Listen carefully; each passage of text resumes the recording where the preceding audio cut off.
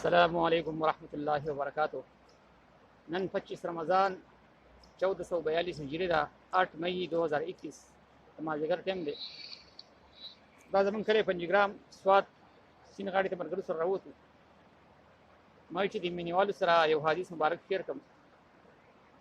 جناب رسول الله صلی الله علیه وسلم یو پیر خپل تر حضرت عباس رضی الله تعالی عنہ ته وایي ارشاد ته فرمایي چې اعترا تا ته یو عمل داسې خیم چې ته هغه مونځ روزانه کولی شي روزانه یې وکړه.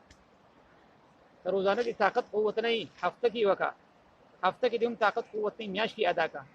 میاشت کې د هم طاقت قوت نه وي په کال کې خامخا ادا کړه. که په کال کې هم نه وي په تمام عمر کې لازمي ادا کړه.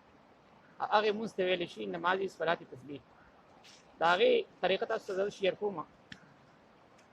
د څلور رکعاتو نیت به وتړئ صلات تسبیح په نوم باندې نیت کوم د زړه د اخلاصه څلور رکعاته صلات تسبیح مونځ ته کوم په دې حاضر وخت خاص دی را څه ټیم کې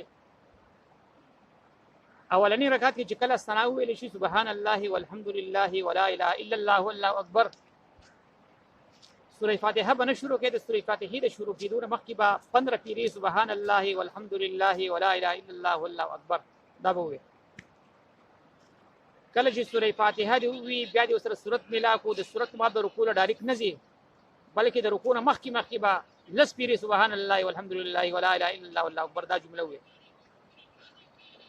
بیا چې کله رکوع لاړ شي په رکوع کې به بیا تسبیحاتو نه بعد لس پیرې بیا ووایئ.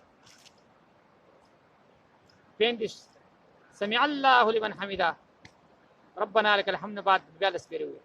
45 کله چې سجدې له لاړې اولنۍ سجده کې سبحان رب الاعلی دی ووایئ بیا به په سجده کې لس پیرې ووایئ.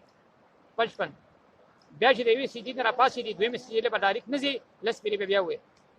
دا شو 65 او بیا چې کله دویمې سجدې له لاړې په دویمه سجدې کې بیا سبحان الله والحمد لله ولا اله الا الله والله اکبر دا جمله ووایئ. دا عزتمند دا ټوټل شو 75 پیرې په یو رکعت کې.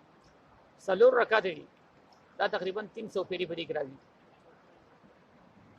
په دې طریقه سره عزتمند د رمضان مبارک با برکت اوقات دي چې موږ خامخا د مونځ په خپل ژوندۍ کې په دې پکار راځي چې انسان هر ورځ وکړي.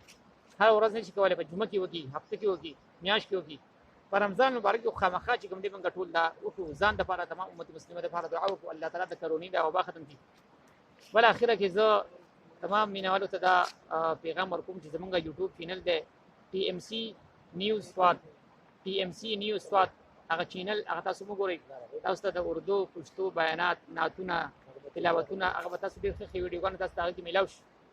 په اخر کې تاسو نه اجازه غواړم. السلام علیکم ورحمۃ الله وبرکاتہ.